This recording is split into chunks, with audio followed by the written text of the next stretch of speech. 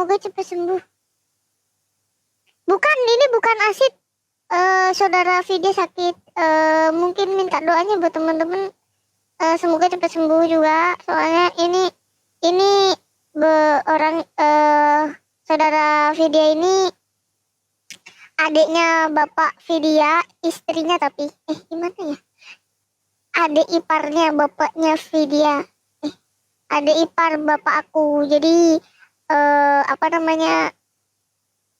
Kan yang sakit istrinya adiknya bapaknya Vidya. Ya Allah, gimana jelasinnya? Paham gak sih guys? Paham gak sih kalian? Jadi ini tuh memang sedikit cerita ya. Jadi kenapa aku sangat antusias banget dengan keluargaku yang ini, karena dulu tuh waktu bapakku nggak ada ya, bapakku meninggal dulu tuh kan kita memang kesulitan ekonomi ya, antara aku sama Maktum bahkan beli sepatu sama bayar sekolah itu pun juga susah banget kan ya. Jadi kayak dulu tuh kan aku kan waktu mau naik kelas 1 SMA. Jadi ceritanya aku mau naik kelas 1 SMA tuh inget banget.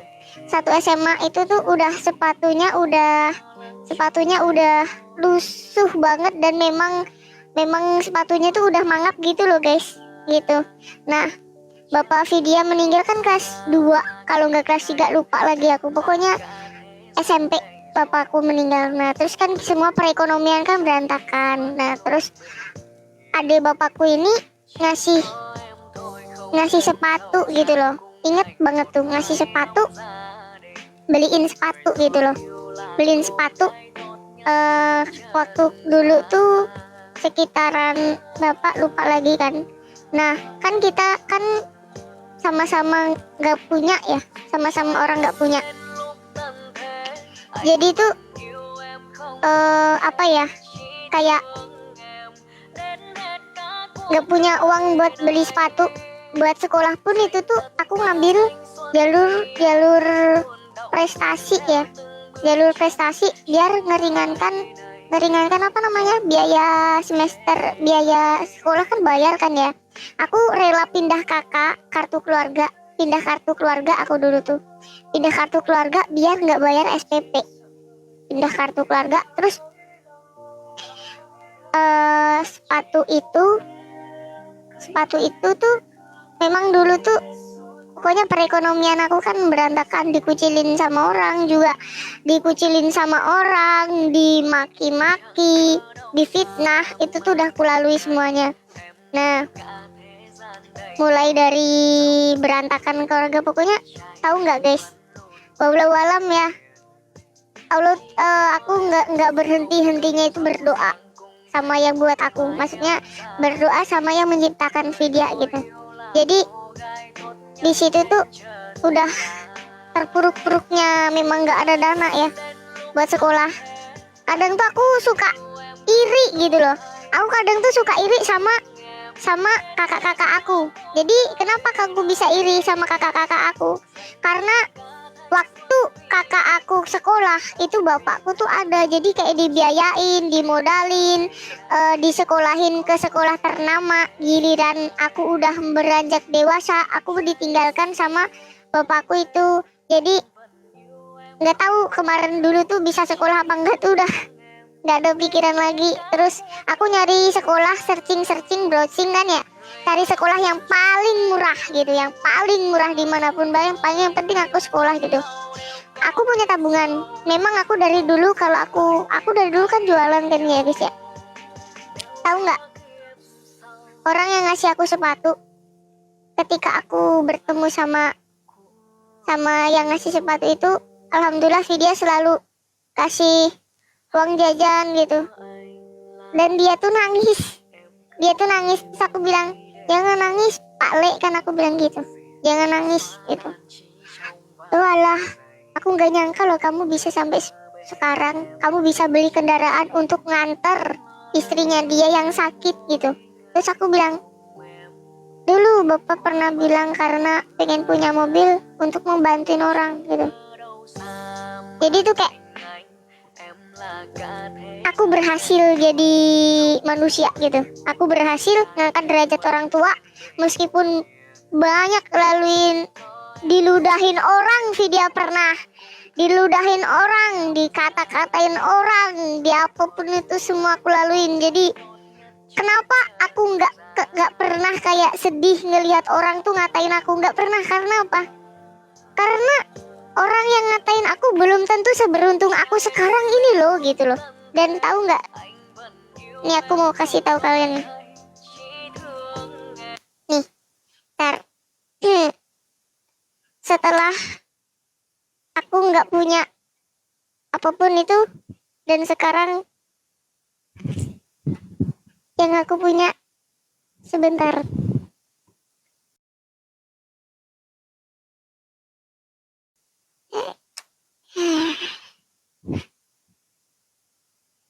Ini bukan ria apa-apa ya guys. Dan sekarang aku punya sepatu banyak. Ini dia sepatunya. Tuh. Ini dikasih waktu di apa namanya? Ini belum dipakai. Ini juga tuh. Ini kulit. Ini aku beli tapi belum dipakai. Ini mau aku tata tapi bentar dulu. Tuh. Tuh. Udah koleksi. Tuh. Ya Allah, dunia itu berputar ternyata. Nih. Tuh.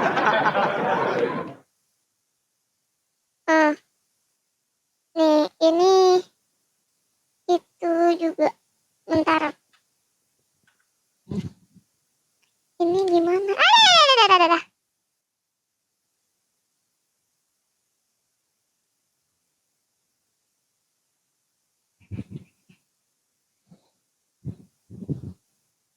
Ya, terus sampai yang bikin makku bangga itu ini buat kalian. Semangat ya. Semangat ya. Nah, Matung. Tapi Matung lagi nggak pakai hijab. Ini lagi bangun guys. Buat di atas tuh. Ntar ya.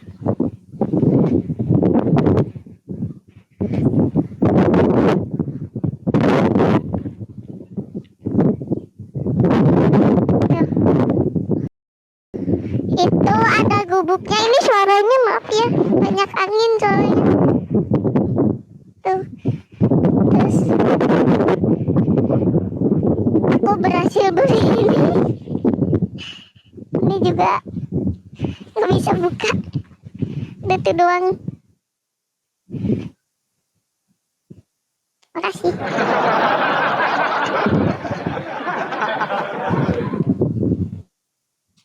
Semoga rezeki Vidya nular kepada teman-teman. Karena melewati semua ini tuh ada prosesnya. Iya. Ini bukan ria apa-apa. Karena untuk memotivasi teman-teman agar kalian itu lebih semangat lagi untuk mencari rezeki. Pokoknya Vidya nggak bisa apa-apa.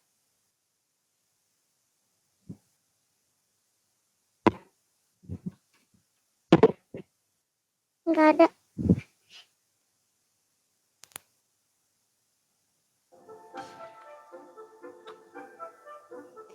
Kapan Cik Sam? Thank you Kak Dimas. Selagi banyak uang, investasi. Alhamdulillah Vidya udah punya rumah sendiri.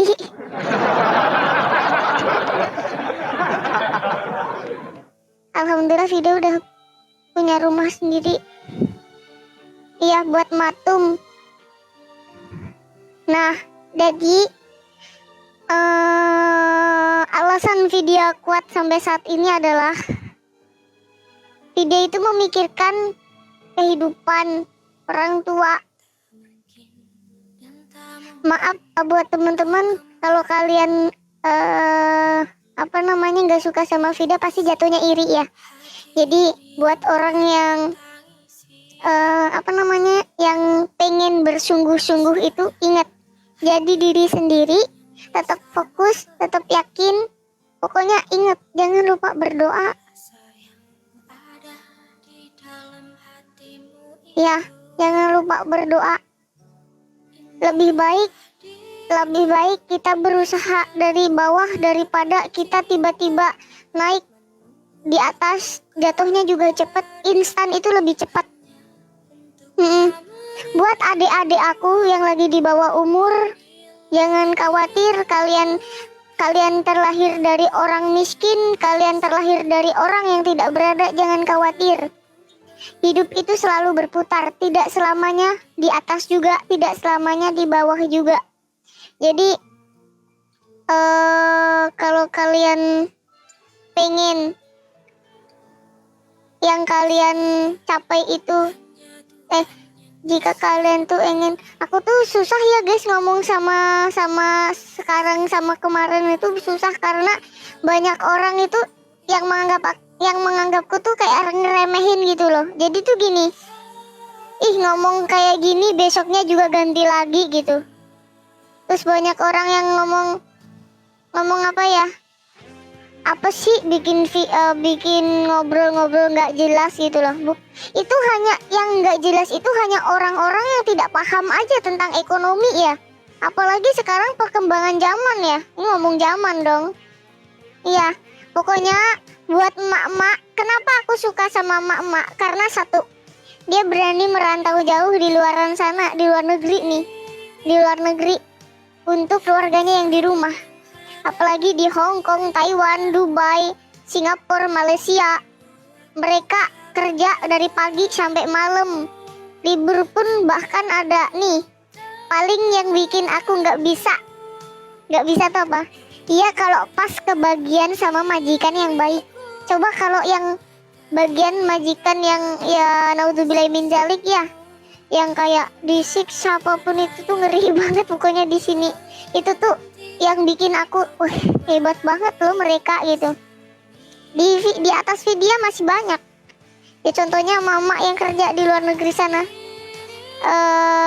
Mereka juga menghidupi keluarganya, terkadang juga makan gak enak tapi ngomongnya enak.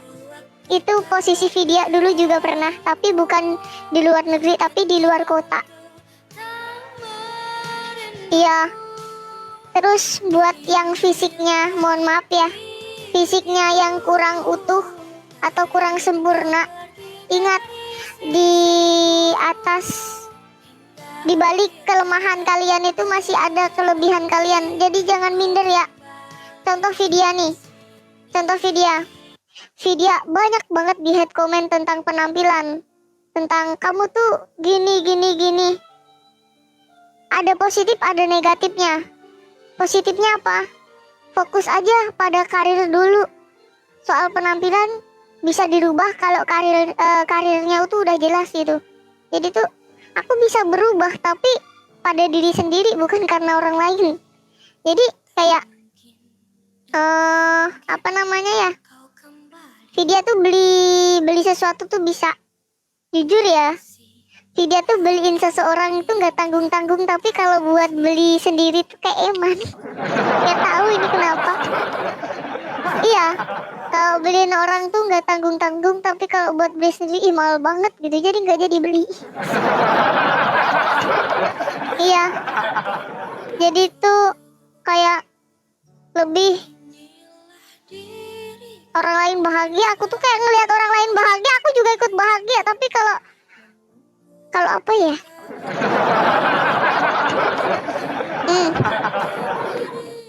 Terus banyak yang tanya, enak ya ke luar negeri gitu.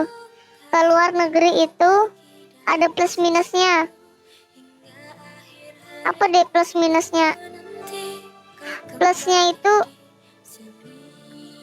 itu bisa mengenal banyak daerah di luar negeri gitu. Minusnya capek. Kerja juga. Otak itu nggak boleh berhenti. Kalau konten kreator itu kalau sekali otak berhenti udah bubar itu kontennya. Iya.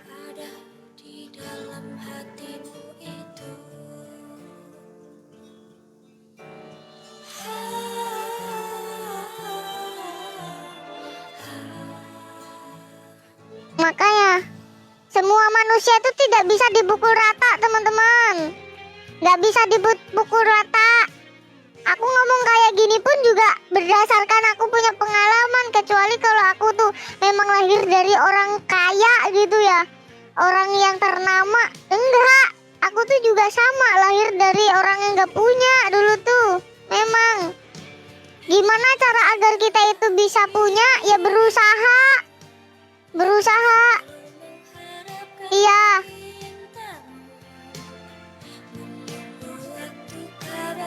Yang nggak suka biarin nggak suka, yang suka tetap disupport gitu. Thank you Kabi.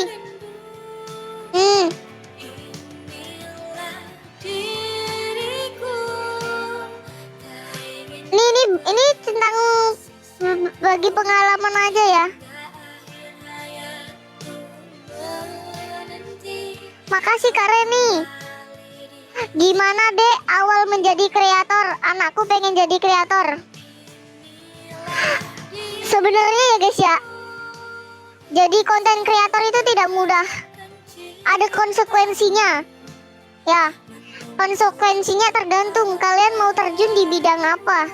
Kalau konten kreatornya kayak contoh nih, konten kreator YouTube atau konten kreator bikin apa sih namanya, beauty itu ada konten kreator public speaking, maksudnya kayak ngobrol lucu-lucu gitu, beda-beda. Jadi mau jadi yang mana dulu? Jadi kita harus nentuin jati diri kita itu di mana gitu loh. Harus nempatin kita itu di mana. Kalau aku ini mencoba terjun di dunia musik ya guys ya. Dan itu tuh membuatku ngeri sedep gitu ya.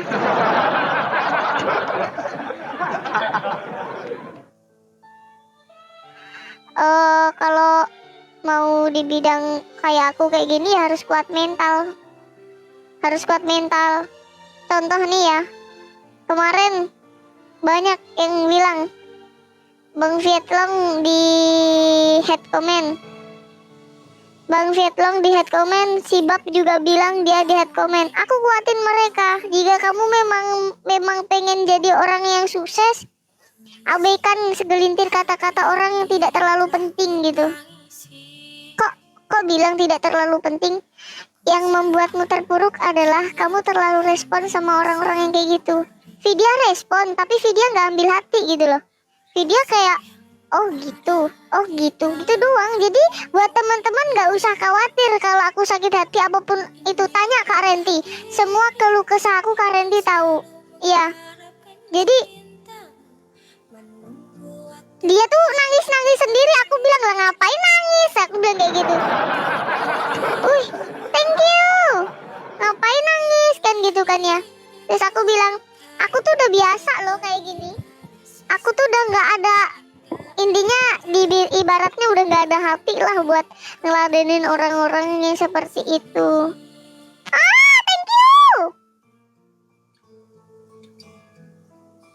Dan ingat juga aku, sesuatu yang baik itu dibalas belum tentu dengan sesuatu yang baik.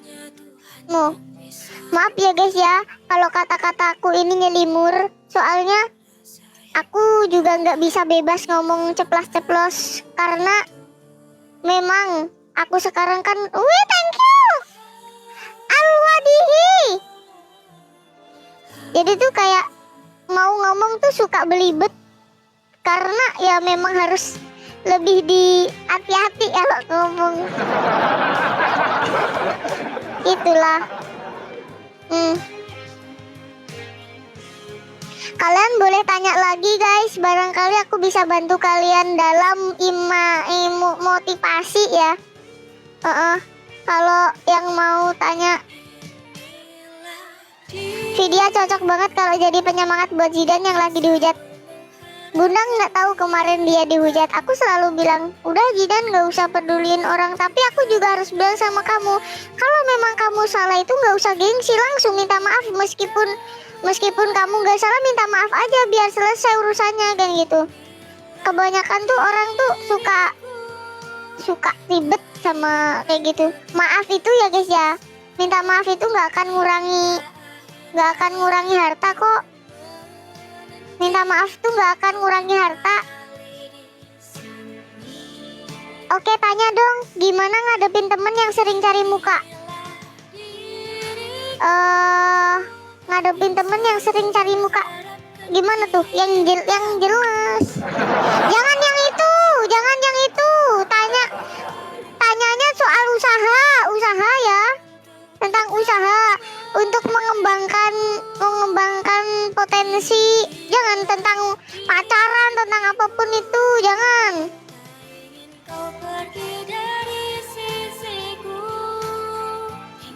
Aku punya anak, Vi, masih sekolah kelas 12. Anakku selalu mengeluh. Berarti buat bunda, nasehatin. Tapi ingat, nasehatin anak sekarang itu pelan-pelan ya. Karena apa? Musuhnya ini. Kan kita nggak tahu di dalam HP ini apa isinya. Barangkali ada pacarnya yang lebih penting lah. Itu yang lebih penting. Nasihatinnya gini. Bapaknya Vidya dulu ya. Nasihatinnya dulu gini. Kamu suatu saat nanti harus bisa berdiri sendiri tanpa orang tua. Bapak Vidya gitu. Jadi Vidya sejak kecil, Vidya tidak selalu dirangkul sama orang tua, dilepas. Ya, sejak dulu memang Vidya nggak pernah dirangkul sama orang tua, dilepas. Jadi kayak, lu mau ngapain selama?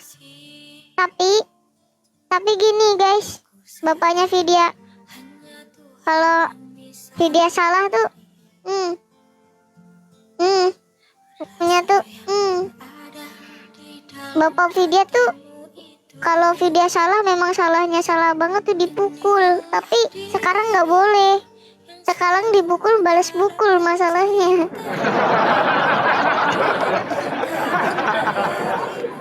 Bener banget deh, aku juga punya anak cewek. Tapi kalau nasihatin 1-2 kata, gini bun, soalnya kan pola pikir orang kan beda-beda ya. Pola pikir anak juga beda-beda. Tapi buat orang tua, ingat, jangan pernah membanding-bandingkan anak. Dari membanding-bandingkan nanti, kita harus bercermin, tua nanti siapa yang ngurus kita kalau bukan anak gitu loh. Ya kan? Jangan pernah membanding-bandingkan anak. Ingat, apalagi Bunda punya anak yang lebih cerdas. Kamu membandingkan dengan anak yang tidak terlalu cerdas. Ingat, anak Bunda itu memiliki plus minus sendiri-sendiri. Mungkin dia pintar dalam bidang matematika apa-apa. Nah, dia pintar dalam bidang seni. Jadi beda-beda ya. Jangan pernah membanding-bandingkan. Aku berbicara, aku tuh takut guys, soalnya aku juga nggak bener orangnya.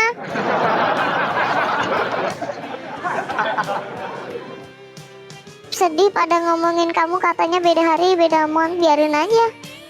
Yang penting mereka tidak menguras rezeki Vidya. Jadi orang yang benci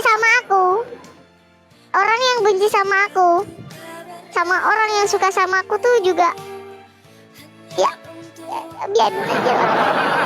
Dia no problem.